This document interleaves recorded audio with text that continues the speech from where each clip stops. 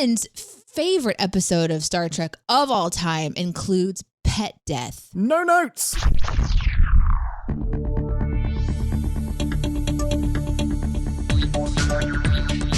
Captain's Pod, stardate 1914-45.1. Welcome aboard the Starship's Enterprise, and thank you for joining us as we take a brief shore leave from the world of CinemaSins to explore our breathing techniques and the universe of Star Trek. I'm your Captain Ian Whittington, and with me as always, she seizes the day by double kicking it off of a bulkhead. It's Ambassador Deneé. I want to do that. I want to do it just once. I want to do it. Just once. I want to do that, yeah. To like a burglar or a bank robber. I feel like in my imagination, I am still in my 20-year-old body that was doing martial arts 6 days a week. Yep. And very agile. I'm not in that body any longer, but when I'm imagining myself doing this maneuver or even wanting to actually attempt it in my real life, I have this gross misproportion of what I would actually 100%. Happen. Because it seems like... It would fucking hurt. What's the guy's name? Kirk. No, his actual name. William Shatner. Thank you. I could not think of it. Because it seems like, Shatner was in his prime-ish. Yeah, no, he was. You know what I mean? Yeah, he was mid-30s. I saw him shirtless. He looked great. Yeah. So it seems like this is not too far of a reach for him to do. Now, even if I went from 20 body into 30 body, I didn't do a lot of work in that decade. Mm-hmm. My attempt would probably be more like a go up to the wall, sit down, put feet on it, and then just kick off of it. And then you squash them against the other wall. Yeah.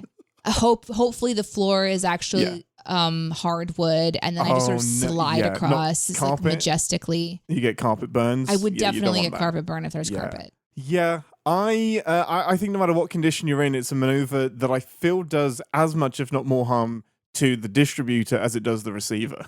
And really just your reputation damaged. 100%. Yeah. I think the only way to get out of it is to be animated, which is why we're doing the animated series this week as we continue our theme of your favorite episodes of Star Trek by not doing an episode that was submitted by anybody. Now, the logic for this... Nobody would know.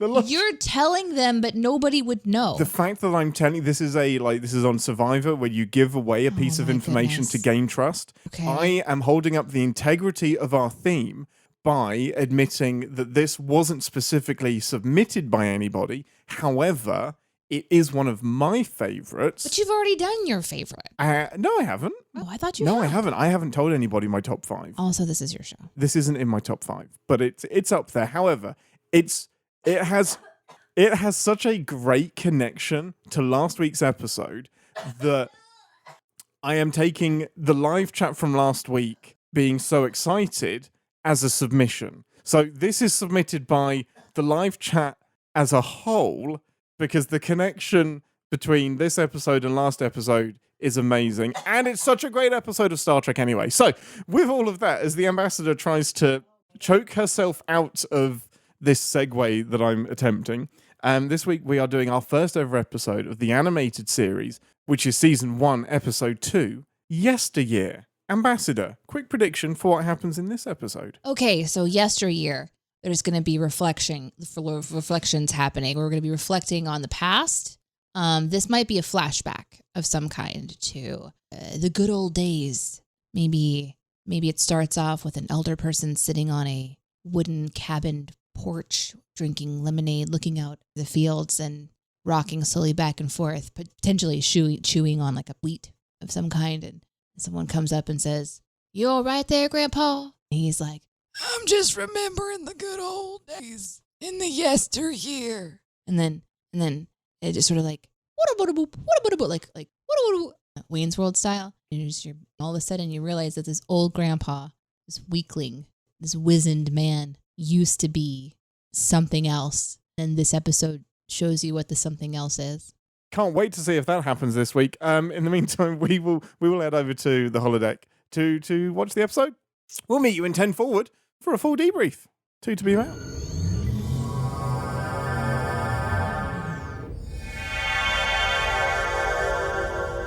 Welcome to 10 Forward, the part of the show where we grab something from the replicator and share our immediate thoughts and feelings on the episode we just watched. Most important question first. What would you like from the Replicator Ambassador? Wow. Why did I not prepare for that? To be fair, neither did I. Oh, what is wrong with us? We're It is just like we've broken. never done this show I before. do have one. I do have one. I want an antidote. For the poison? Just take a pouch of preparedness when you go into the fucking desert. Pouch of preparedness. I would like from the Replicator a pouch of preparedness, please. Deneé, please explain what is in the pouch of preparedness. Sure.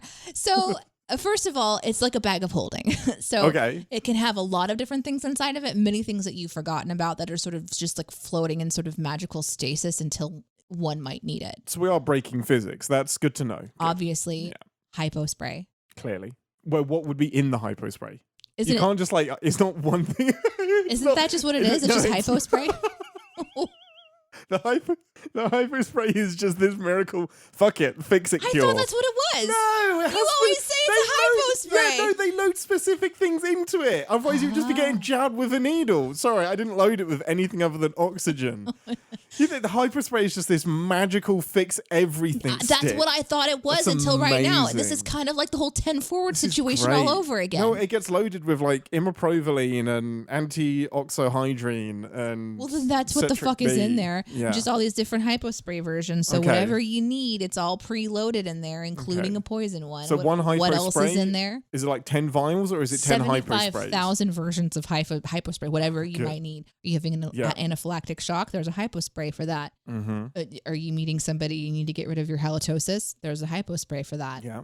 Have you eaten a really disgusting pickle and you need it to go away forever from your memory? There's a hypospray from that. Tune into the outtakes for that. My finger still smells of pickle. Tune into the outtakes for that.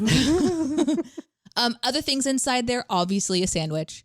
Flavor? And flavor of sandwich? Yes. Okay, I guess. Flavor of hypospray. We haven't moved on.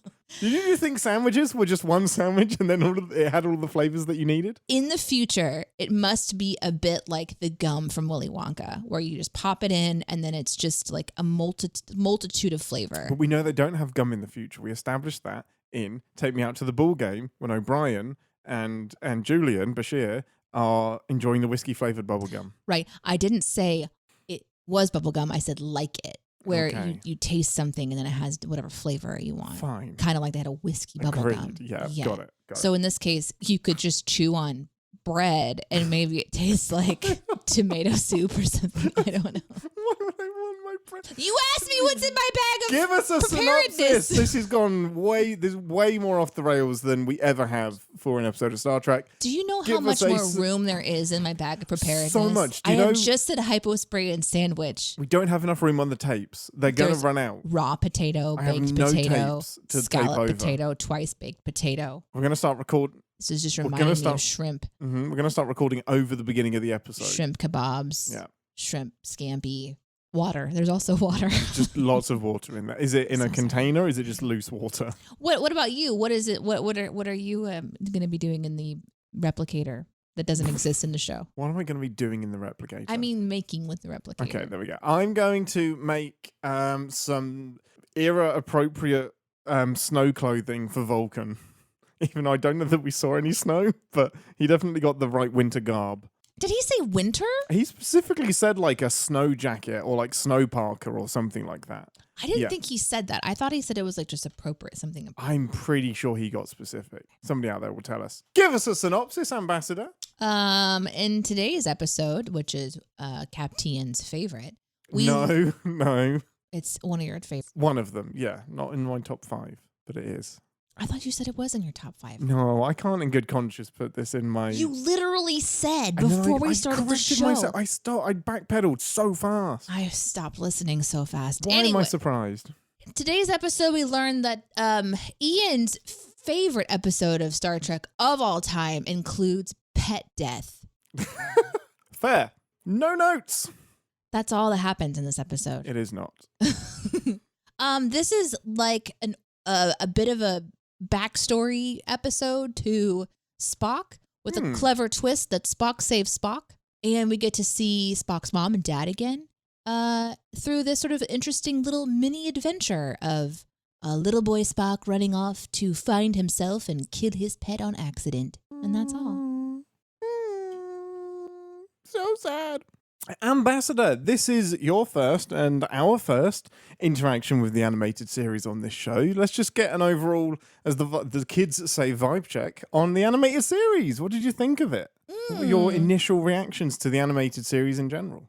It's really interesting to see the older animation style. 1973. This had a lot of Scooby-Doo-esque going on. Yes, that's exactly what I pick up. Yeah, it was very much reminiscent of Scooby-Doo, which means that I'm leaning into the delivery of like the lines, and all of the lines are very non-emotional Vulcan lines, except for like maybe 5 or 6 from Kirk and Bones, I think, and an Andorian that shows up. But the premise of the episode is really interesting. Like, I like the plot probably the most. Yes. With the limited animation available, like, you really can't do a lot. There's a bit of emoting. Like, there's a moment when Spock's dad, like, Spock has gone back in time and he's talking to his father, pretending to be somebody else.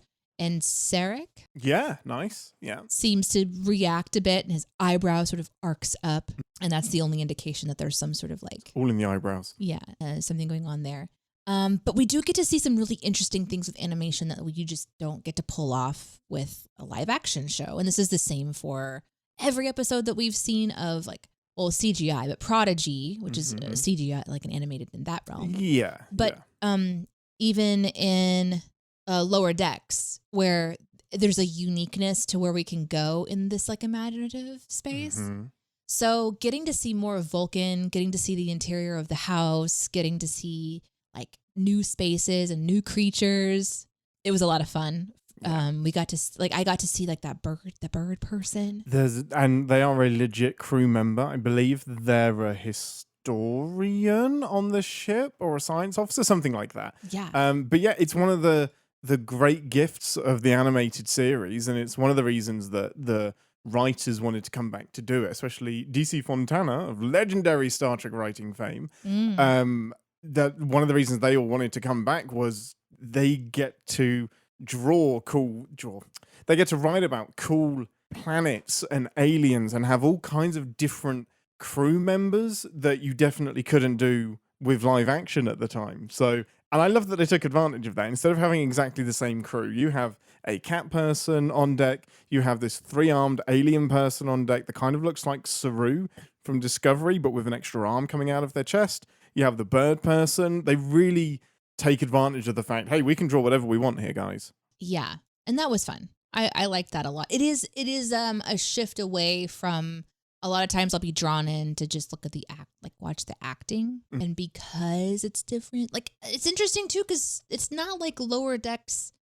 There's a simplicity in some of the Lower Decks animation style, but they do so much more with the mouth and the eyes. They really get expression in our kind of newer way. And obviously we have more technology to be able to, do something like this. Was this back when they painted them essentially like on film? Yeah, and then they just ran it through the film machine? Yeah, I'm not going to get any of the words right, but it was hand-drawn and then imprinted onto the film, whatever the material is, and then animated and squished together. Yeah, which is why the Enterprise in the opening credits is like just on an angle and then zooming. Like it's just dragged across the screen. So yeah, very, very simple, which is interesting because they had a big budget for this show at the time, but I think 99.9% of it was spent on the actors. Interesting. You get the impression when I think about how these things are put together that it's so much about you listening to the lines and then deciding which mouth angle you're going to be putting in at which place so that it kind of matches the delivery, and that's got to take a lot of time. But I thought the sets looked nice and interesting. Like, again, I think going into the Spock universe was really fun. When I saw that there was the Vulcan town, the circular town with the hedges in the distance, I saw that in the Amok Time? Yeah, Amok Time. Oh my God. Look at me go. Wow. Although that external view, I think, was updated in added the later. late 90s. Yes. But I think, interestingly, that is based on this episode. Because there's a shot of Vulcan that we get to see in The Search for Spock, I think. And that is based on this shot from the animated series. The continuity of what the storytelling is is fun. There's some familiar things going on. I like that it subverts your idea that Spock is suddenly not known when they come back through the portal, the time portal, which we've seen. So that was another familiar thing that I was like, oh, I've seen that episode where they go through and they pop out. So City on the Edge of Forever, that's actually an episode we've covered. So that was a fun callback. I wondered if you'd remember that one. Yeah. It's fun to go and revisit that. That felt very Lower Decksian to me, to go back and further explore this concept. There's so much of my brain that got to shut off of at the top of the episode because I'd seen that episode too. So it kind of felt like a bit like I had more information about what was happening in this episode than I have ever had before. Yeah. I knew that they were on the weird timey-wimey planet. The device that the bird person, whatever, was looking into, I think was a very similar device that they looked into in that episode as well, because they were kind of rescanning. The tricorder? Yeah, it's exactly the same. Kind of like an old school camera, you'd look down into. Yeah, so the TOS ones were these black boxes that had like a little view screen on them, but they were still called tricorders. That wasn't a tricorder. It is it's a tricorder, 100%. No. It sure is. Yeah. That thing was huge. Still a tricorder. Yeah, I know. Well, that's a little disappointing. Anyway, there was that I recognized that. I recognized obviously the characters, but then because I had seen Spock's mom and dad, and I had heard the stories of his childhood. Yeah. So seeing all of these things happening with the new information of him traveling back in time to prevent his own death, that was like a really interesting kind of thing. I mean, it kind of falls apart a bit for me that he does say, I don't remember all the details. And then he's there and he's like, oh yeah, I ran off to prove myself. I slowly remember this a bit at a time as it's happening. Yeah. It still was a fun reveal, I think, overall.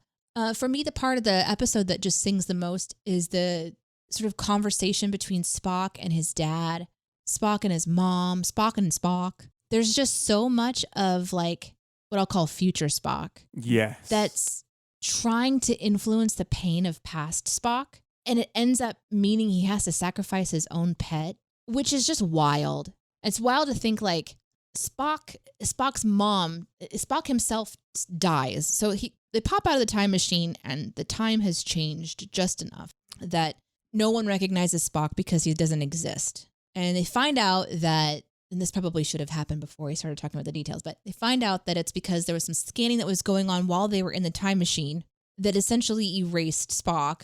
So he goes back into the time machine to try to reset it. So in when they pop out, that version, Spock died and his mom died. And then they go back in and they sacrifice a pet. And and the resolution means that everything in the timeline is essentially back to where it needs to be, except for this animal that once is now not. Ichaya. And there's Ichaya. And the thing that's kind of said was basically like, it's just a pet, so it doesn't matter. Yeah, because I guess that wouldn't really matter to anybody. Yeah, and to him, he says, well, one small thing was changed this time. A pet died. And then the doctor or somebody says a pet wouldn't mean much. And Spock's response is it might to some. Yeah. So I think the idea is that a proper sacrifice had been made for messing with the timeline, and the pet got it. Yeah, and that's one interpretation. Yeah. That's like, okay, the pet was probably going to die eventually anyway, and it's just a pet, whatever, blah, blah, blah. But it was a really sad way to end it, tucked into all of this really deep, like, what would you say to yourself if you could go back in time and try to influence how people are being to you? Like, all of that. It was a really, honestly, a heavy episode. It's neat, and I liked it. But the dialogue between Spock and his dad and Spock and just the depth of it all, it was clipping by so fast. Like, just profound lines about Vulcan culture, the ways that Vulcans think, like his dad when he is talking to him when he's a son, trying to kind of encourage him. This is before he chooses Vulcan, so this is him being, kind of like an emotional child, and you're seeing him bullied, and it just clips by. Like, you talk about Lower Decks going fast. This one also, although the animation style seems a bit slower, but there's just so much that was packed in there that I wanted to kind of like stop for just a second and kind of go, wow, can we unpack that for a moment? There's just some really beautiful conversations happening. But I mean, and that to me makes it a really great episode. I can see why this is a fan favorite.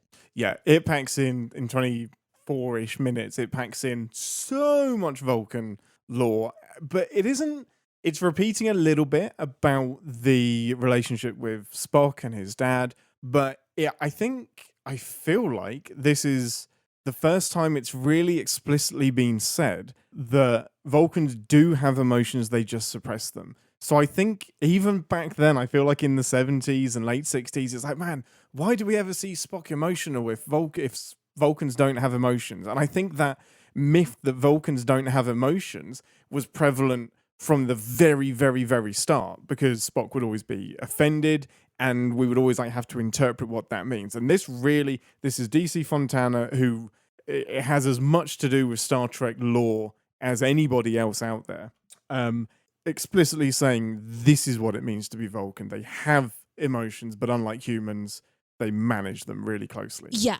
I think I'm coming to understand that Vulcans do not suppress them, that they're controlled. I think there's a difference. Yeah.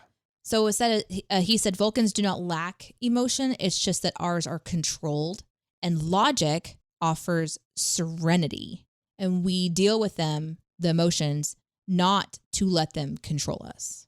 And that is not about suppression. That is about an efficiency system that means that with all of their might, they put it all into this logic filter. So it's almost like it's not about not feeling. It's about feeling, like it's about pressing logic. So like even about dying, he said every life comes to an end when time demands it. Mourn, but only if the life was wasted. So they even are willing to mourn if the life was wasted, but then they're going to logic their way to go, was it a wasted life or not? Like they're going to look at that situation. And so there's a bunch of dialogue in there that kind of goes, these are sort of some of the frameworks for how we're going to understand the Vulcan people. I love that role reversal when they're talking about the pet and Kirk's the one that's dismissive. And you would think that would come from Spock, but Spock is the one. It's like, well, it kind of matters to whoever owned the pet. And I've always wondered if like was that meant to be like a seed that was dropped for the future? Like, did they intend to maybe come back to this again and say, yeah, the pet died and here's the knock-on effect. This did have an impact on the future in a way that hasn't been experienced in this episode. Like, I can imagine them coming back for a third run at this. I literally wrote in my notes, would this episode be better if they had gotten through that middle bit and they come out and Spock is evil because he lost his dog? Oh my gosh, and that just sent him down a path. Not his dog, his bear. His his teddy bear. Can we just call him the teddy bear? His sehlat, his teddy bear, his big old teddy bear. And that is obviously the big connection between this episode and Journey to Babel. Yes. Which was the mention of the teddy bear, which is such a to include that using that description and make it the focal point of this episode is such a great, that's how you do fan service. It's such a great way to not just fire a reference at you, but to incorporate that into the story. And well, when I saw it on screen, I was like, it's a teddy bear. Yeah, it was. He said that it was a teddy bear. It's alive and it has 6-inch fangs. So we could actually see the teddy bear on screen, which is, again, like you said, the fan service part. I love it so much. But you think about it, like that we got to see Spock we got to see little Spock forced into a situation where he had to make the call on a pet death. And I'm watching this going, God, I am so glad that I am years removed from having to make this decision for my animals. Because if I had watched this episode at certain parts of my life, I don't think I could have made it through without like really sobbing. It's a really heartfelt episode. I'm not suppressing and I'm not compartmentalizing. I am logicking my emotion right now. I am channeling it through logic and like reflecting on the animals that I have had, that I've had to make that decision for. Did any of them fight something to the death for me? No. But Would they have done? No. Maybe. Okay, maybe one of them. I think maybe one of them would have. Thunderstorm probably would. But it is a very difficult decision. So even true to the writing of having little Spock experience having to make a logical choice, because the healer was able to extend his pet's life, but he would be in pain. And so, of course, the audience at home is resonating with this decision and kind of like, you know, that's a tough thing to put in front of the audience to say, hey, okay, we're going to do this. We're going to have Spock travel back in time and save himself because there's a timeline thing. This is really fun, but what's the sacrifice? And we're going to sacrifice this teddy bear that was referenced. I love it because it's something that I would say most people who have had pets or multiple pets will have had to go through. Like, this is the time to say goodbye. They're in pain. They're old. Like, that's going to hit a nerve with so many people. And I always feel like when you do like an animated show, you could have like less care and less effort. But this hits so many really important philosophical, like just life lesson things. So having the opportunity to go back in time and guide your younger self, tell your dad some things that he could maybe do differently and to be kinder. And then like the letting a pet go lesson as well. It just, there is so much that's packed into this episode. It's no, like, honestly, it's a hugely well reviewed, well rated episode. I can see why. Yeah, this is one that you definitely have to have in your character study of Spock. You have to have this one. There's a like little Spock is so interesting to watch. The actor who is voicing little Spock is doing a great job because there's a bunch of just cuckoo words that he's spouting out. Oh, for sure. Yeah. And trying to kind of wrestle with being like the more serious pace and also the emotional pace.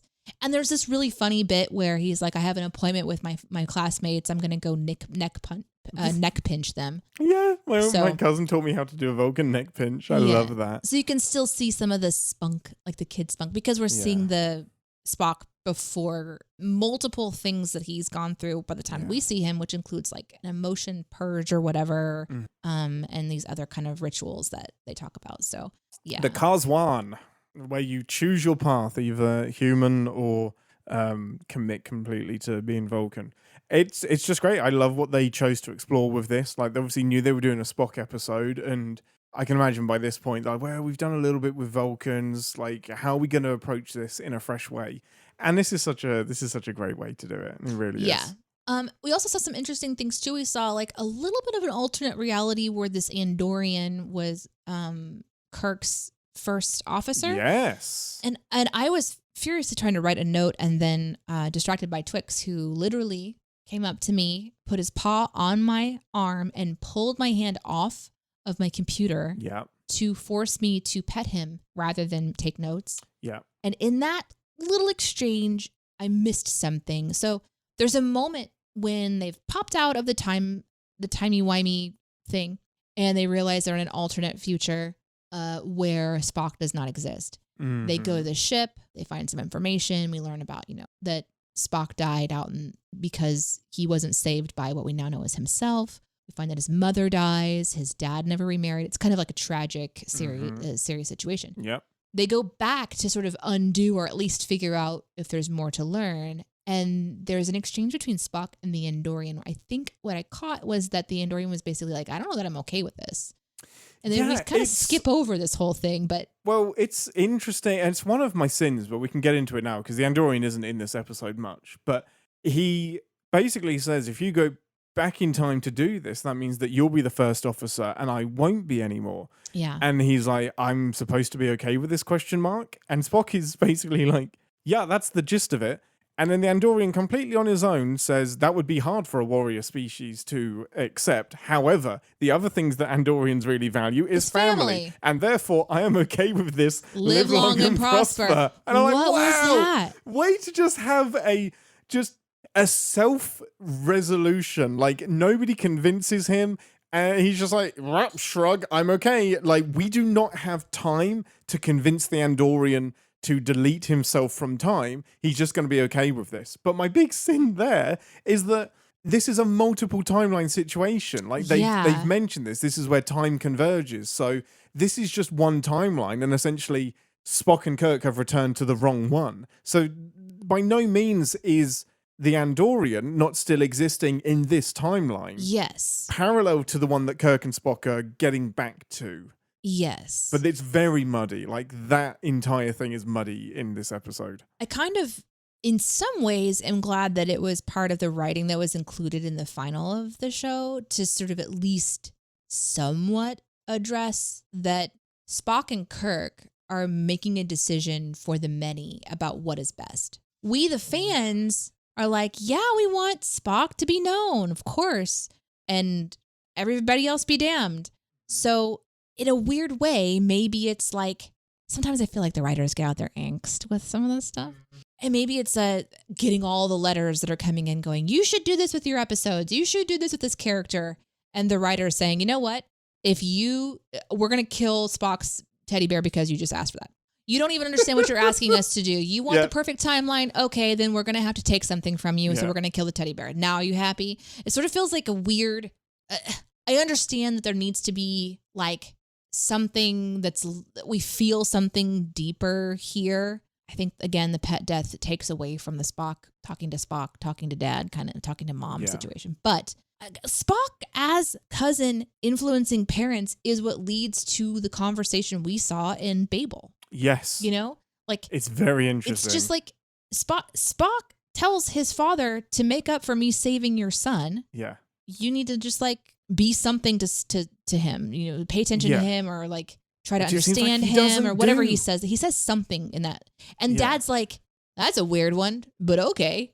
No, you have my word. You have on my honor. I'm going to try. So the Sarek we see is Sarek trying apparently. And that's okay. I'm like, he's a serious imagine dude. How he would have been if Spock if that is a change that Spock has made, imagine how much of a dick he would have been in Babel.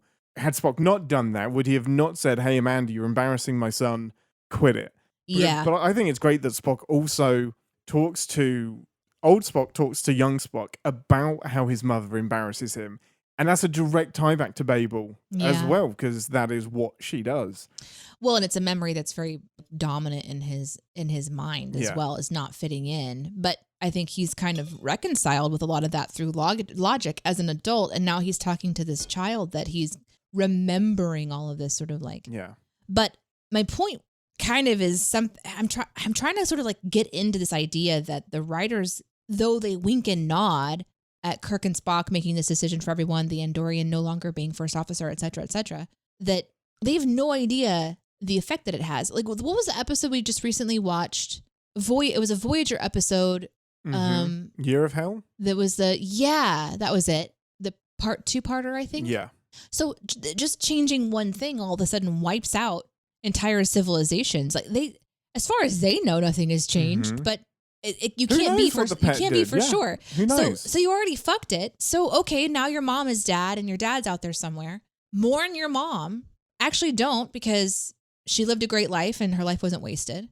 You get to come back, go find your dad and see what happens. Like, just carry on. Don't be first officer. Reinsert yourself and start. Like, is that not an option? Like, it's wild to think that this episode only kind of like nudges the idea that they're just going to change everything back real quick. BRB, we're just going to change everything back. Just going to fix it, and we are confident to do this. What's interesting to me, and it does, the time travel in this episode is the weakest time travel of probably any episode in Star Trek. However, it's probably the most profound time travel episode in all of Star Trek, because usually the time travel episodes are a bit fluffy and it's more about the adventure. This doesn't really give a shit about temporal mechanics because it has a story to tell. And often it's the other way around in Star Trek, which is why Gene Roddenberry wasn't a fan of doing time travel, because he saw it as very gimmicky. But in this one, it doesn't make sense. And the Guardian of Forever is meant to prevent fuckery like this from happening. I thought that I remembered that. I forgot his name, Guardian of Forever. The Guardian of Forever. Their name. It is insane that Spock is allowed to beam up to the Enterprise in the wrong timeline. Like, I feel like the Guardian of Forever should have been like, sorry, Spock, you died. Like, you're not in this universe. Snap, I delete you. But their only constraint is, I guess if you go back in time and are very careful and nothing else has changed, we'll let you do this. That's fine. But then the one thing that is changed isn't deemed large enough to... Conveniently. And we don't even know why that change happened. We don't know. But doesn't matter. It's not what this episode is about. It would have been interesting if maybe this time Spock left the door open or just something. Yeah. Our Spock, like, you know. Yeah. But either way, there's a lot to think about if you stop and just don't watch it just to watch it. Yeah. There's so much that you can unpack in this. And I did everything that I could to type as fast as I could because I was just finding a lot of the things. Like, there's this moment when they return Spock and Kirk return to the Enterprise and the next round of people aren't recognizing Spock. Mm-hmm. And Spock says, I have come to the conclusion this is not a game. Yeah, this is not a joke. This is not a game.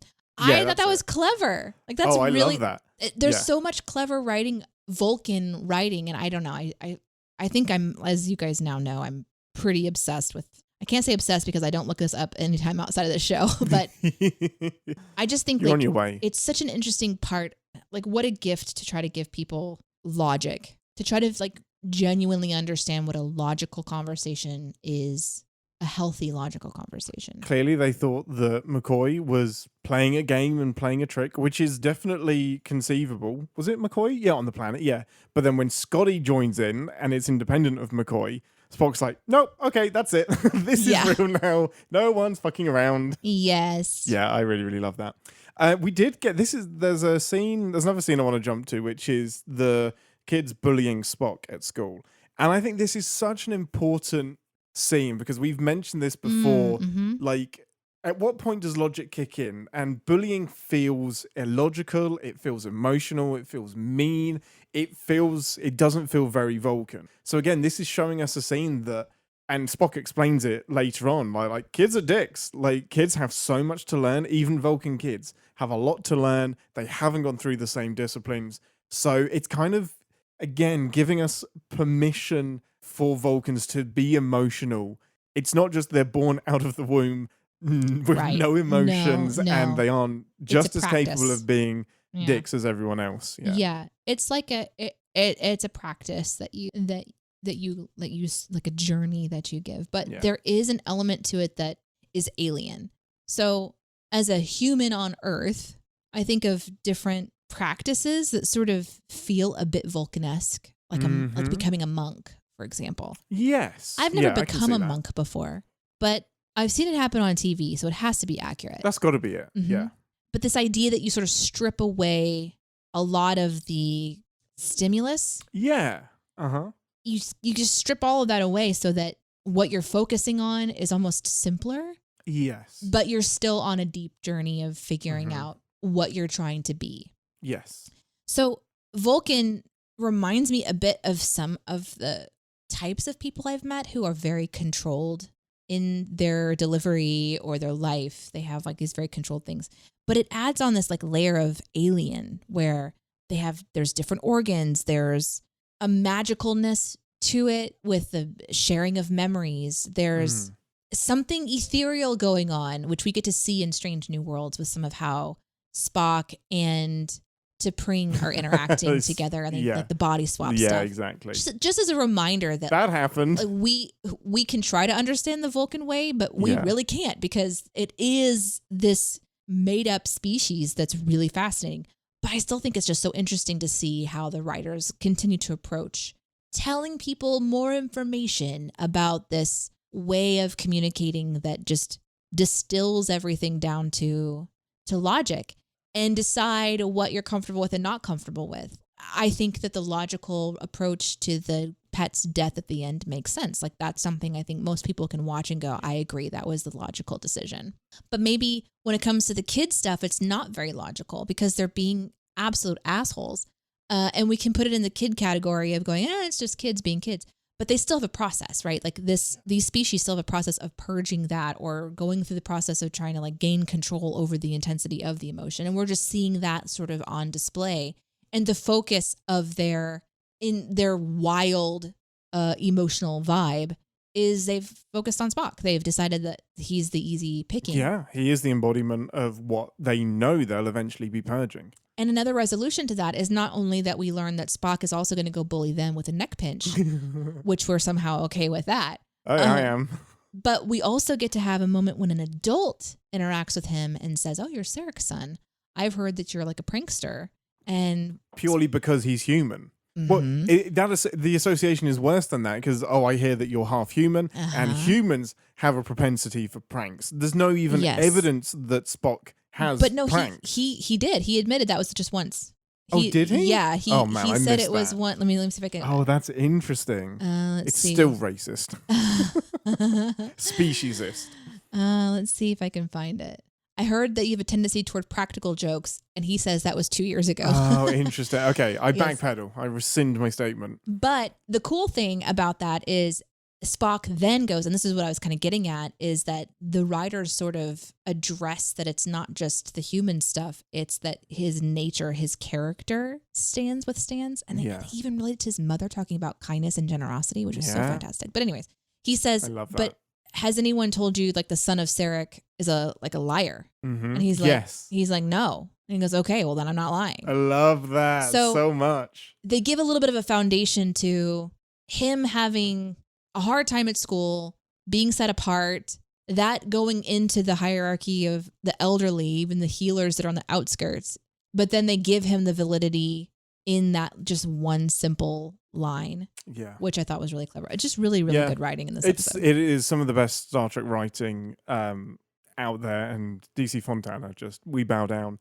Linked to that is the conversation that Spock's dad has with him about if you fail this, that's fine. There's no dishonor in failing the Cuz one, but if you do, it will be blamed on your human side. Like you cannot afford to fail because of your perceived weakness. Which is such an interesting thing. It's like he says, you will not disappoint if your heart and spirit are Vulcan, which is still a stab at being human. It was very uncomfortable. Yeah. He says, if you fail, he has said that. If you fail, there will be those that will call you a coward all your life. I do not expect you to fail. You will not disappoint your heart and your spirit. It's wild, but it just shows that it's an extra dynamic. It's not just Spock's dad being a dick. I think he does, from his perspective, want Spock to succeed and he wants him to thrive, but his version of that is to commit 100% to being Vulcan. Like it's just this twisted, like extreme expectation. It's so interesting. Yeah. Well, it's the only logical choice if you are a Vulcan, I guess. Right.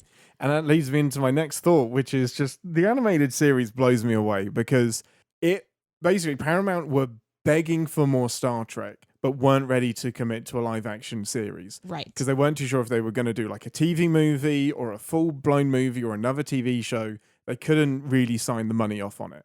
And Gene Roddenberry and Paramount were barely speaking at this point. So they eventually decided, well, we can invest in a cartoon show, in an animated show. But by this point, Star Trek had done so well in syndication that NBC were like, maybe we could buy this from you, Mr. Gene Roddenberry, because Gene had like basically complete control of it over the franchise. And that gave him a bit more of extra power with Paramount, who wanted this to be 100% a kids show aimed at kids that would go in the Saturday morning TV slot with Scooby-Doo, with Popeye, with the Looney Tunes, or whatever Paramount had at the time. And the writing had to reflect that. And Gene said, nope, but I will make a show. However, it's going to be aimed at grown-ups. And it's going to be mature themes. It's not going to be something that is just for kids. DC Fontana kind of bridged the gap a bit, and a couple of other writers, and were like, we're going to do both. We're going to make adults able to appreciate this. We're going to take some of the sex and the romance out so that it's appropriate for kids, because they knew they ended up having that Saturday morning slot. So it was relegated to kids' TV while still being this elevated, deep sci-fi story Star Trek that we know and love from the original series. That's amazing. It is literally season 4 of the original series in animated form. So it's wild. We don't really hear about the animated series anymore because it was buried and forgotten pretty quickly. But it's so good. There are so many great stories in here. It's fascinating. Earlier, Phil had a comment that said the canon of TAS. It's canon, but not. According to Gene, there are only 2 TAS episodes that are canon, and this is one. Yeah. And I wonder if that's part of why it's buried, is because a lot of what they did was sort of a loosey-goosey thing. And before you get into that, I wanted to tell you that the other things that were airing at the time were the Flintstones, the Jetsons, and Scooby-Doo. Incredible. That's what this would have been running alongside. Mm-hmm. It's for 2 years anyway. Yeah, it's incredible. I did know this. It's so interesting what we've decided is canon and what isn't. I can't remember what the other episode was, but I think collectively we've kind of accepted the animated series is canon. Like, I think if you ask your average fan, they'll say, yeah, it's the whole lot. They're not going to say those 2 episodes are, forget everything else. Like, in my head, from the books that I've read as well, there are books, I know the books aren't canon, but they do pull from canon. They pull from the animated series as well. So I think oh man, it's so interesting. I feel like there was a period where we were really concerned about that, and I feel like we're less concerned about it now. Yeah, maybe. But it is interesting to, like, I don't know that I would watch this series and with the same interest if it's not canon. And maybe that's just me being strange. But it's interesting because I'm watching, watching Lower Decks and knowing that it's canon was really fun because it's like, what are you going to do? No, you're right. And that's why I hesitated, because it affects my desire to watch the show as well. Like, if Prodigy wasn't canon, I'd be like, meh, whatever, I'll get to it at some point. But knowing that this is expanding a universe with permission that I love really, really does up my interest. It's so twisted, because if it's a good story, it's a good story. It shouldn't matter. But knowing that it is included. Yeah. And I think the reason I say that it doesn't matter so much anymore is because of branching timelines. It can be canon. It's just in a different parallel universe, parallel timeline, or however you want to describe it. That's interesting. Yeah, very interesting stuff. But I do want to say there was to go back to the point about the dad, it was very evident that they're laying the foundation for the Sarek that we see in the future of the time coming to choose between human or Vulcan, not allowing there to be that duality in Spock. So a really, really interesting, someone in the chat said it, racist. Yes, yeah. Which is wild to think that his mother would stay there. I have so many questions about Amanda. I feel terribly for her. I feel terrible for his next human wife after Amanda dies. He remarries another human. I'm fascinated by Sarek's choice. We never really get anything. So in the Prime timeline, we never get anything more than it seemed like the logical choice. It's in the J.J. Abrams movies where he says, actually, I did it because I loved her. And that was his way of explaining to Spock, it's okay to feel, like we do feel. So, but that again isn't technically canon. But it's just, well, there you go. There's not the technical canon. But it is, because it's a parallel timeline. And it doesn't matter. But anyway, that we don't get a lot of reason for why he married a human, which seems just the antithesis of other than, I guess the other reason is that he's the ambassador to Earth. So I guess that as an experiment is, well, to better understand humans, I guess I'd better marry one. Honestly, that was one of my first thoughts was it's a case study. It's a very close proximity case study. Yeah. So what a life. Right. What a life that she must have lived. Right. But we won't likely get that story. Probably not. There was just one last thought that I had, which was just to echo back, the writing is so good as well. Just that final zing of McCoy being like, you said that I had to reprogram my tricorder to scan for an Andorian, and if I didn't know you better, that's a joke. And Mr. Spock, Vulcans don't make jokes. And Spock's just like, times change, Doctor. Times change. It's such a great little double, triple meaning line to end the episode with. It's so good. And you got to think that like Spock has a new appreciation for his emotions after this adventure. I think the exploration of seeing his mother again. Yeah. There is that line that has, what does it call her? Lady Amanda? Yeah, my Lady Amanda. He said, Spock says this is after older Spock saves younger Spock. And younger Spock says gratitude or thank you. And Spock says it was my duty. And then younger Spock says, mother says to thank people. And our Spock says the Lady Amanda is known for her graciousness. There's just this like really deep part of like relationship that we as humans are going to place on Spock in that moment without making that character part human. I think it's just completely lost. Completely. Because we would be able to just say that there's just this, emotionless doesn't necessarily describe a Vulcan, but that's how they're perceived. It's really, really fascinating stuff. I think like Spock being able to say that he evolved with like the humor thing at the end, what he's reflecting on is interesting there because he wasn't necessarily telling a joke. No, he was he was being factual. Yes. It's just that his counterpart lacked the memory to correlate with what was really happening. And so it was perceived as a joke, but rather than clarify, he just says times change.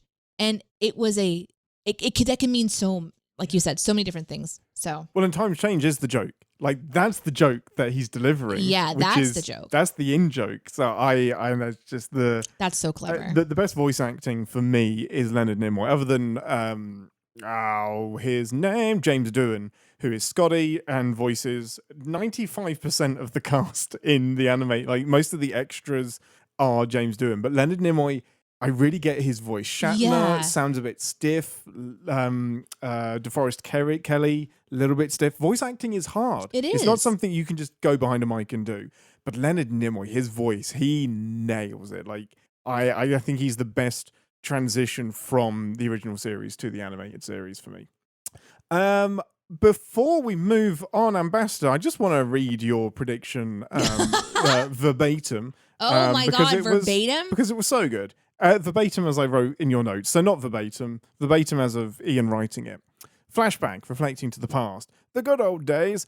Elder person sitting on a cabin, drinking lemonade, watching the fields, chewing on wheat. You all right there, Grandpa?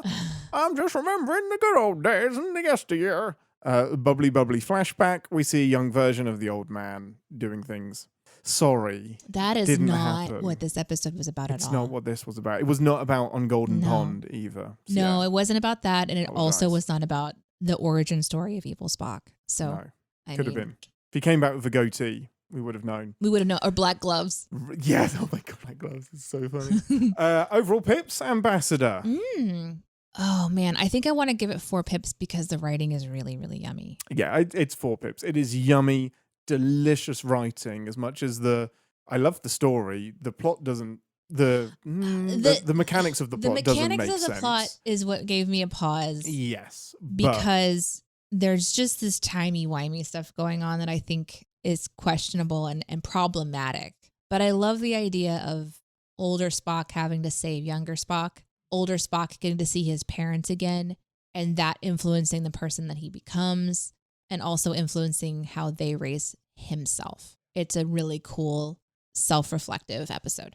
It's great. It's using the mechanic of time travel to do something really important. Character work. Yeah, deep character work. Something very, very important. And it's 4 pips for me as well. He got to teach himself the Vulcan neck pinch. He did. Like, the bootstrap paradox of all of that is incredible. Holy shit. Had he not done that, he wouldn't have been able to save himself. Yeah, because he neck pinched the creature. He saved himself on so many levels. Oh, it's so clever. And what other episode do you have Spock Vulcan neck pinching a dragon? Huge. It's like like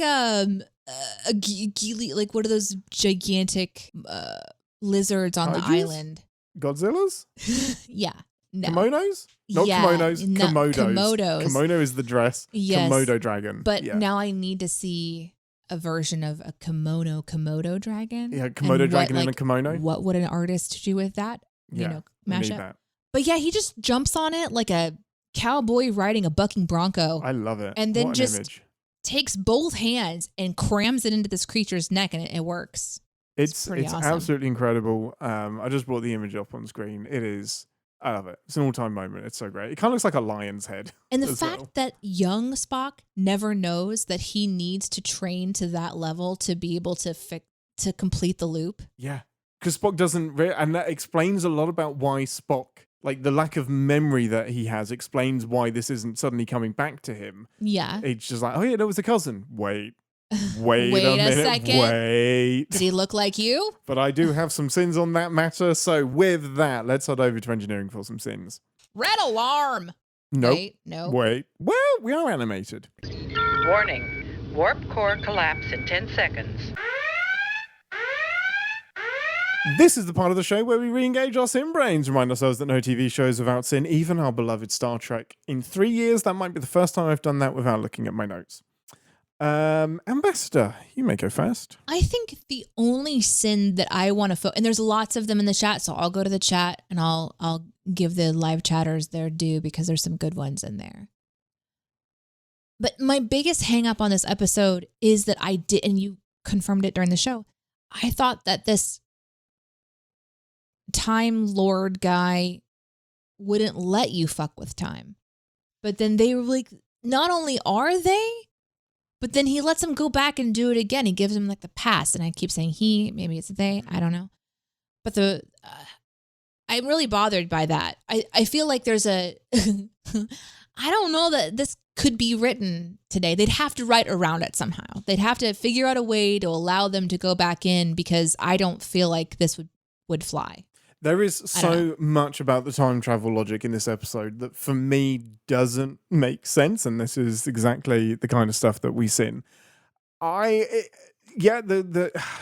the Guardian is supposed to protect time, but also has created this portal that you can observe time through. So it seems like because they allowed Spock and Kirk to fix the fuckery that McCoy did in the past, allowed that traveling to happen. But they've also allowed them to go back and observe the Orions, and they had the most twisted bit of logic for me is that apparently because Spock was observing the Orions in the past, it meant that he wasn't able to go back in time and save himself. It's because he wasn't on the timeline when they scanned. And when they scanned, it removed him from being able to save himself somehow. Which is a wild mechanic, right? That the Guardian should have been like... That right? Yeah, I think so. That basically the timeline photocopied itself when it went through the scan, because the portal shows all of history for all time on a loop. It just keeps going through a loop. And while Spock was away, that loop played and basically copy and pasted a version of the timeline that didn't have Spock in that time. Spock wasn't there, and therefore Spock wasn't there to save himself. So Spock was still born, but the grown-up version of himself wasn't there to save younger self. So I guess it makes sense, but it is such a long way to get there. And it's something the Guardian of Forever should have known and be like, hey, you need to be back before your loop starts again, or else you're going to be erased, by the way. Mm-hmm. Wild time travel. So yeah, I would say in all the time travel really, so much. Yeah, I kind of keep playing that in my mind. Am I understanding that this episode picks up when they came back through the portal from the show that we watched, the episode we watched? This is a new version. No, they've returned to this planet. Then it's even more sinful. Right? Even more sinful. Don't fucking scan anything while we're in there. No. Just be still. But Nobody touch. But you can't stop it. Anything. You can't stop it. It's on a loop, which is why I think the Guardian should know. Oh, I misunderstood. I thought that one of their crew was doing like research on Vulcan something. Oh, maybe. Because they said something about that. Either one makes no sense. So them scanning activated it? Last time you saved yourself, but this time you were in the vortex during scanning, so you couldn't. Yeah, so I think it's while it's scanning through time. Oh, okay. The portal is scanning through time. Is my understanding. Maybe the sin is don't use the word scanning. It's a little too broad. Yeah, maybe the sin is don't make this fucking archway. Jesus. Why would you ever just jump back through to talk to the Orions anyway? Well, of all the people, I guess you can study anyone you want, but yeah, it's very interesting. I do. One of my sins would be like the most casual explanation of this planet when Kirk is doing his opening log. And he's just like explaining, we've returned to the planet that has the convergence of all of our timelines to do some historical research. Like, it's so casual and like the most important planet in the universe. It's wild that the Federation has it under their control. And I'm waiting for there to be an episode where somebody takes over that planet and uses it to fuck with everything. Because it's right there. I just want to point out, this is maybe not a sin, but maybe it is a sin. This is the line that I just came across in my notes. This is what he ordered whenever he ordered it. The wardrobe area of the ship. Oh, yeah.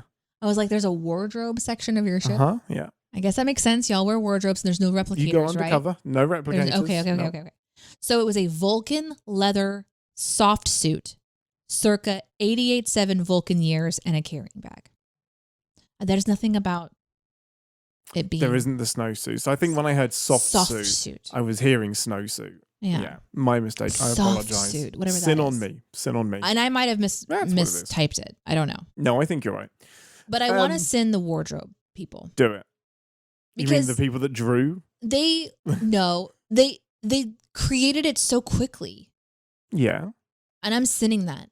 That's There's fair. just no way that that's happening. I feel like they must have a replicator of some sort, Even like in- a 3D printer. Something. Yeah, But it's not a even- replicator, but it can manufacture things. Even RuPaul's Drag Race gives them at least like 8 to 10 hours. Oh yeah, or Yeah. some note advanced warning. Yeah, for Yeah. sure. My biggest sin, and it's something I've only realized on this watch through, is I guess Spock doesn't really matter. Because in this timeline, the Enterprise is fine. It doesn't seem like anyone has died like on a mission that we know of. Seems like this Andorian first officer did just as well. When you have a new timeline where only one thing has changed, what you're telling me is that Spock didn't matter. Because basically everything is the same on the Enterprise other than this first officer. Oh, you mean like our idea that Spock influenced All the of the missions story that Spock up has to been this on. point? However many times he saved Kirk, Oof. however many times he saved I don't like McCoy, that. the Enterprise. Yeah, that's a sin. You are accidentally and unintentionally undermining everything Spock has done unless you tell us how shit this future is. Sorry, God. Captain Kirk died on the first mission because Spock wasn't there to save him. Right? Captain Pike died. Like, give us something else other than this Andorian is now the first officer. Kind of depressing. It is kind of depressing. I don't like Sorry, Deneé, I don't like that either. that. Let's see. Oh, here's a sin removal from Sci-Fi Brony.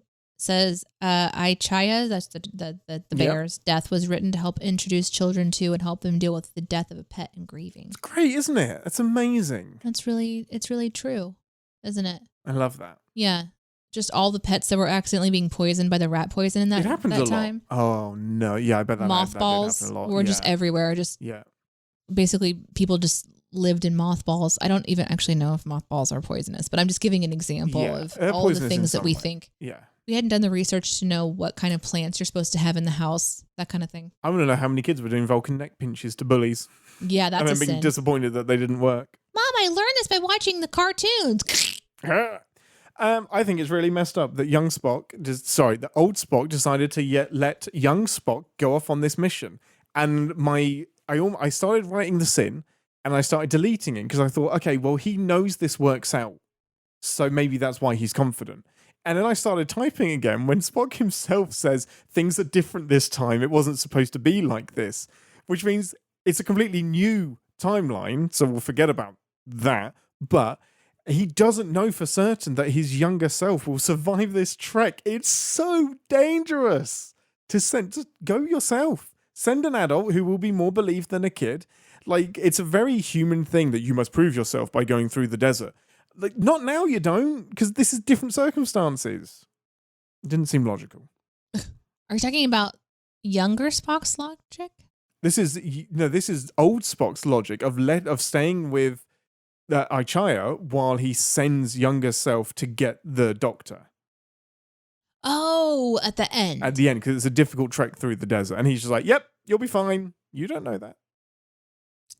I think at that point, Spock realized that it was the true timeline because he had just forgotten that he had left early. No, this is different because But it's in the timeline he came from, Ichaya doesn't die. This is a new rub. So this is anything can happen. Yeah. This is completely different. So when he lets himself go out, yeah, I think the better thing is to accompany him. Yeah, you're right. Accompany him, or Just to make sure that he survives. Yeah, young Spock stays but safe could with still the be bear. attacked because would not be safe because Possible, bear is. but you don't get down. attacked by those flying worm shitty You don't things know. that attack Spock. You don't know. He Is also fair. got That's through those fair. pretty easy. Yeah, he did. That's fair. I mean, it ends up working out because he proved to himself that he was ready to become a Vulcan. And that's the heart of the story. I exactly, understand the Vulcan that, heart. but you're absolutely right. There's Yeah. no way that old elder Spock would have the confidence that young Spock wouldn't just go ahead and die again. Exactly. In terms of like accepting strangers into your house, Sarek is very quick to accept Selleck into his house as a relative that he's never heard of. Like, how many relatives do you have that you don't know? I think for a Vulcan, you know your family tree, right? Yeah, but to be fair, he could kick their ass. That's fair. Unless they Sarek- disappear into the Sarek night. would just kick their ass. If anything, this should be shame on the cartoon for teaching children to just let strangers in their house who say they're a distant cousin. They say they're from the future and they're distant cousins. I can believe that Sarek would be like, no, this guy is talking the talk. He's walking the walk. Yeah. That's a really strange undershirt that he's wearing. That's another sin there. He looks oddly like my son. He doesn't know what his son looks like in the future. He might. But old Spock be wearing that uniform. He's just wearing a robe over. He didn't even change. So funny. That's silly. a sin. He should have removed that. He should have removed it. Sure. Yeah. There was a fun sin in the chat, which was just that Sarek of Vulcan is described as Sarek of Vulcan while on Vulcan, which seems very redundant. Would other Vulcans be calling him Sarek of Vulcan? Yes. That made me chuckle. Yes. Anything else, Ambassador? No, that's it from me. Amazing. A lot of things. There was a question in the chat from Saruthi asking if all of the most recent episodes have been getting multiple pips from me. And yes, I think so. I have been max pip on all these favorites. I think they're favorites for a reason. So which is incredible. Yeah. And Wandering says that the predictions of Deneé giving it a 0 or a 5 is in shambles. You wanted her to break the scale one way or the other. It's out of 4. 4 pips? It's out of 4, okay. Yeah. But that would have broken the scale. Mm-hmm. I love that. Would you come back to the animated series, Ambassador?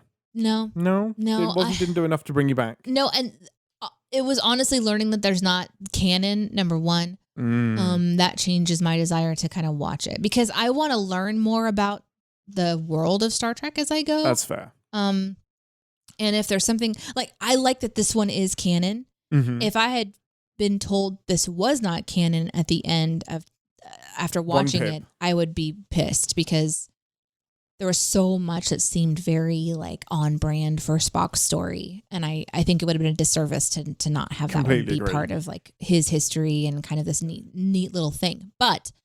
The rest of it, if there's not really a bunch there to kind of learn more about it, I don't think I would go back to it. I would go back to I would finish up Prodigy before going to this one for sure. We need to do that.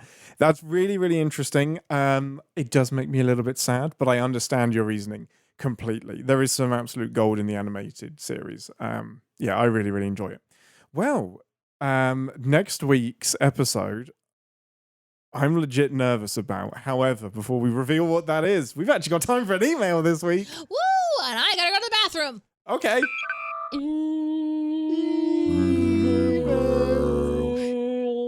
Emails. Okay, hailing frequencies open, everyone. It's time for us to read your messages from Discord, Twitch, and email.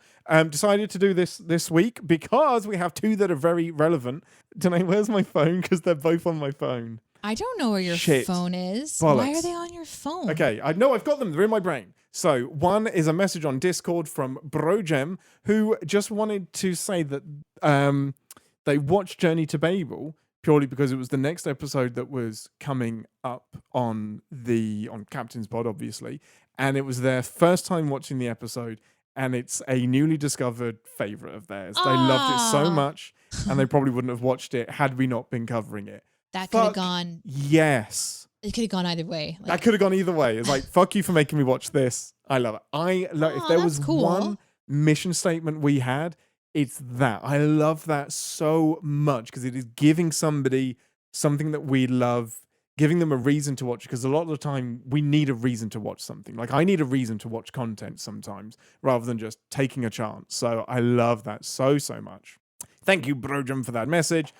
We had one more from Josh Zero, and I love this so much because it's so relevant again to Journey to Babel. By the way, I've also always heard this pronounced as Babel, as Ian said it, and the Bible story the same. Oh, it is not where we get the word Babel, however. The word Babel comes from an onomatopoeia mimicking baby talk, and Babel is Aramaic or something like that, meaning the gate of God. This has been Etymology Corner with Josh Zero. Yay! I love that. Love that. Thank you for the messages. Send us more emails and also send us your favorite episodes. We have still got so many to get through. I still want to continue with this theme a bit. This is the longest such we've a fun ever gone theme. on a theme. It really is. And I want to change it up. You want to change the theme? Yes, of course I do. Okay, then it's decided. We have one more episode in this theme, Oh, and then we start what have I again. just done? And I've already got the next theme locked and loaded. Look what you've done. Okay. Look what you've done. Okay, well, I know what I would do. Oh, what would your theme be? Worst Star Trek ever. We're going to change gears, and that's going to be the next theme. We got two. You know what? We got two options. Email us what you like. The option is going to be, and we'll just give you the titles with no further clarification. It's either going to be Origin of the Species or Worst Star Trek Ever. They are your two options, not for next week, but the following week. So you've got a week. You got about 10 days from the time of listening this episode, if you're listening to it in the podcast feed when it lands, to email us which theme you'd like, Origin of the Species or Worst Star Trek Ever. Send your request, your choice to captainspod@cinemasins.com.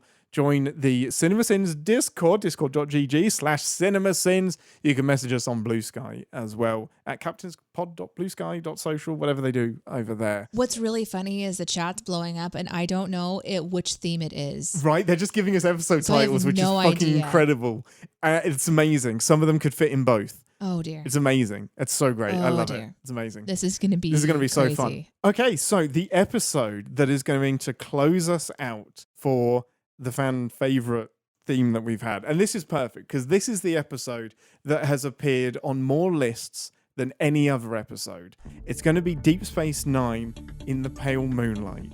And this is the one where I've been hesitant to get into it because it requires some Deep Space Nine background. The ambassador has yes. encouraged me to say, fuck that. Just do it. Just yeah. do it. So we're going to do it. We're going to do In the Pale Moonlight, which is Season 6, Episode 19 of Deep Space Nine. Okay, guys. Thank you for joining us this week. We'll see you all later. I'm Captain Ian, and it's Ochaya. No! You're so From sick. me. And as human blood is in my line, and it is not fatal for me. Live long and Podsper. Thanks for listening. Want to connect with the show? Our hailing frequencies are always open through captainspod@cinemasins.com.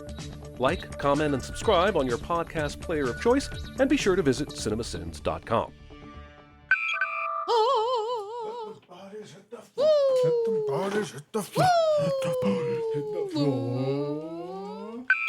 Oh god, I haven't got my charger. My laptop's not. I need my charger. Vamp? Yeah. It's just me and you. Okay.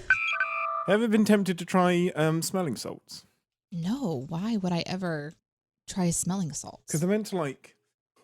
They're meant to like get you turn going. you into a dog? No. You just woofed. Did I? You went woof woof. Yeah, that's what men do. And they're on Is it? smelling salts. I don't know. Yeah, they're meant to like get you like amped. Like, let's go. Are you talking about drugging yourself? No, well, it depends on how I strict your definition of drugging is. I thought smelling salts were like if you're passed out and you need to wake up really fast and they smell Yeah. so intense that you like basically it just jars you into consciousness. Yeah, exactly. But it's that, but people just do it like before the like sports games and stuff or something they need to get really Smelling hyped salts for. use. Smelling salts containing ammonia are traditionally used to revive someone who has fainted. They are also used by some athletes as a stimulant to increase alertness and improve performance. There we go. The strong smell of ammonia irritates the nasal passages, triggering a reflex that can increase breathing rate and oxygen intake, potentially helping to restore consciousness. So basically, it's injecting a fight or flight situation. Yeah, it's like it's hacking, in quotation marks, your system into like battle stations, everyone. Like, can you imagine if they did that on the bridge? Red alert, and the computer just injects smelling Oh salts my gosh. into the system. Yeah. I did not know that they were being used for like the quote unquote athletic purposes of it. Yep. They sure are. Like, crack that, sniff it, get out there, and you're pumped. Is a thing. There that is happens. limited scientific evidence that support this claim that smelling salts enhance athletic ability beyond increasing alertness, says a study that was published in Health. Wait, you mean something in the sports realm isn't backed by science? Wow. What a surprise. In athletic context, using smelling salts could mask concussion symptoms, Oh, no. delaying proper medical evaluation and potentially worsening the injury, warns a Medical News Today website. That's not even a side effect you would immediately think of. That's a downstream effect that's really rough. Like, oh, I have an underlying issue. However, this is covering it up because I am now like in robot mode. That's amazing. Yeah, I'm Amazing in the sense that it's terrifying. yeah, terrible. Yeah. So I bet Popeye would have a lot of concussions that he didn't even realize. Oh, yeah. Like spinach covered all that up, Yeah, absolutely.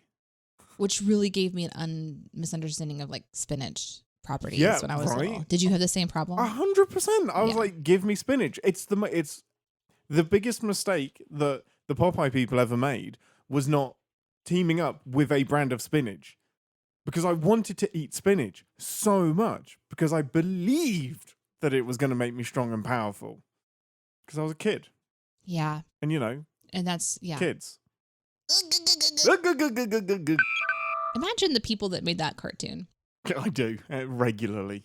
You- Regularly. Yeah? Yeah. Okay, what are your regular thoughts? Because I just started, so you've had experience thinking about this. Oh, Go yeah. on. It's mainly olive oil and like the damsel in distress. How did we get to the name olive oil? Were they just happy that it was also a thing? Mm. Why did we focus on vegetables and like eating for this cartoon?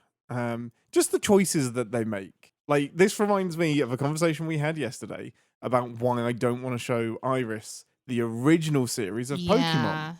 Because I watched a couple of clips and I realized the series of Pokemon, the very first one that I grew up with, problematic as fuck nowadays. Because Ash's main companion is Brock and Misty. Misty had the stereotype of just being mad at the world and hating everything. And Brock was just making googly eyes and falling in love with every single female character that they ever came across. And I'm just like, I'm glad cartoons don't do that as much now, because the Pokemon she's watching right now doesn't have any of that sexualized And like the context. undertone, yeah. Yeah, that is just all over the original series. Brock meets anybody attractive, and it's just, I'm in love with you, and they reject him, and then he's crushed. And he's creepy. Brock is a creep. This is the perfect example of why to, let the person who's thought about these things go first, because Sorry. I just was thinking about the people being like, I think we want kids to eat spinach. Speaking of medical problems, do you want to talk about how many times I tapped my nuts while doing Riker racks? Oh my God. It's a sentence you just heard. I don't know what happened. So we went to Nashville with the Dicers, and that's really when it started, that whole weekend. No, to be fair, this started in 1997 when I started really emulating Riker. I've never seen you do this though. No, but that was like the origin of it. Like, my beard is because of Riker. The retail manager I attempted to be in my early days was Riker, and then I abandoned that. I kind of, So the origin because you were is back then. sexualizing your employees. Wow. Yeah, I would like put my knee up Wow. on the desk next to them, and they would just at the checkout, and they would not appreciate that. Neither did the customers. And, For the record, I did not. Nobody sue me. No, I'm specifically talking about you racking yourself. I have not seen you do Riker chair maneuver Yeah. until last weekend. I just really wanted to do it. The chair was, upon my initial inspection, the perfect height. And I did it a couple of times. Well, me and Aaron were playing Lorcana, and the chair at the table was a great height to Riker. And I was winning the game, which gave me some Riker energy. So I Rikered and did that. You as sure I did. Went over the chair. Yeah. And the first 2 times it went great. And the third time, Clocked it hard. I think then the next several attempts, different chairs, by the way. Yeah. It's like yeah. It's almost like you getting racked Yeah. incentivized you to prove to every other chair that you could. Yeah, I can. I can dominate. You're not going to take me out. Yeah. So it was like, Riker, nope. Yeah, it was one like this. Riker. Yeah. Are you okay, by the way? Yeah, no, I'm good. Seems to be healing nicely. Great. The chairs will never be the same again, though. How did you feel when we tested the television? So there was a television that was discovered. We plugged it in to see if it worked. We decided that it was going to go into the bedroom. And when it went in there and turned on, I think I said something like, oh, when I'm folding laundry, I can have, I don't know, Survivor playing in the background. Yeah. And you just immediately say, or Star Trek. Or Star Trek. But it was undertoned by, and I don't know how this happened because it was logged into your account, a preview of Voyager in the background. Like it had already loaded up Star Trek Voyager. And I'm like, or this thing that is already ready for you to watch. Oh, I see. I thought that came out of your imagination. No. You're like, Deneé, I just want to remind you that this is an option. Yeah, you have wildly overestimated my imagination. However, yes, Star Trek would be my instinct, which is season 1, episode 2, Yesteryear. Ambassador, quick prediction for what happens in this episode. Well, I first of all, I swallowed my tea wrong, and so my throat is fucking up in a minute. I'm probably going to give her a second. So Play elevator music. thank you for just talking while I was coughing, but Mm-hmm. And leaving it all in the edit. you're not. We'll find out, I guess. No, you won't. That's so distracting. Can you imagine listening to a podcast where that happens? It has such a great connection to last week's episode that I am taking the live chat from last week being so excited as a submission. So this is submitted by the live chat as a whole because the connection between this episode and last episode is amazing. And it's such a great episode of Star Trek anyway. So listen, we did the original series. Do you mean the animated series? Oh, no, wait. it's called TOS. Uh-huh. It's called TAS. Phil, That's I its was trying shortening. to sass you, and you already sassed me, and I didn't catch your sass. I tried to throw it back, and I hit myself in the face. Like whenever you throw something out the front of the car, and you stick your head out the window, and it comes back and it slaps you. Or like when I used to smoke cigarettes back in the day. Kids don't smoke. And like you'd ash out the window, and the ash would fly into the back seat and hit somebody. It was like one of those. You cannot re-sass the sasser. Worst Star Trek. I guess Deneé is going to see a male pregnancy. Yes, she is. Oh, Yes. God. Oh, Yes. God. Yes. CDR, what are you doing, man? What's amazing is Oh, that no. episode was on someone else's favorite list as well. Well, that's great. Weird Trek, not worst Trek.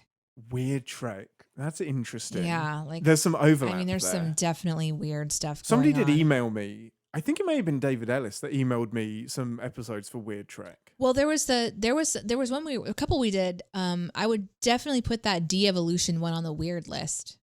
That'd be one Genesis? Of the, yeah, that'd be Yes. a weird one. Yes. That one That's was a weird unexpectedly strange. I mean, I think Yeah. seeing Deanna Troi like in a bathtub As a frog. as a frog is one of the most jarring things I can think of. She just gasps out of the side of the butt. And it was great. It made for a great moment. I was like, "What the fuck? What is that? That was Oh amazing. Lord, So, well, it sounds like we're doing Guilty Pleasure Trek. guilty pleasure Trek? Yeah, nobody wants to call it Worst Trek. Worst is very Oh, inflammatory. interesting. Like guilty pleasure. Because if we call it Worst, then will people feel guilty if that happens to be their favorite episode? Right. I don't know.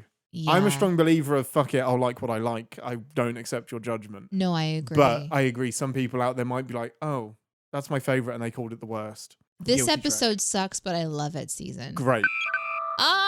Slab is right. This is what would be happening is that people would be like, this is the low bar Star Trek. And I'd be like, actually, this is why I like it. Like, for Yeah. example, because Sub Rosa. Yeah, hot takes on why Deneé thinks this is actually outstanding episodes of Star Trek. I was so worried about Sub Rosa. I thought you'd quit the show. But what season was that? Controversial or was that Monster season? No, that was our short-lived romance season. Romance season. I wanted to do more. You cut us off. Yeah, because I didn't start it early enough, and we had to get into Picard season 3. we had to get into I Picard think. season 3. I think. Okay. No, I think it was Strange New World season 2. One of them. I don't know what's going on with Ian. This is not true. What's not true? Wandering Winder says it was literally the first non-new release episode you covered on the podcast, Sub Rosa. And I don't think that's true. But I'm looking now because I want to know. Technically, the first thing we covered was The Undiscovered Country. But I don't know if you were here for that. However, then we go into Strange New World season 1. I just can't wait for Wandering to be correct.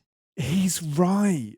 Get out. Oh, no. Wandering. Oh, no. Who knows our show How did better that than happen? you, Captain Ian? It's Wandering. Wandering. I bow down to you, Wandering.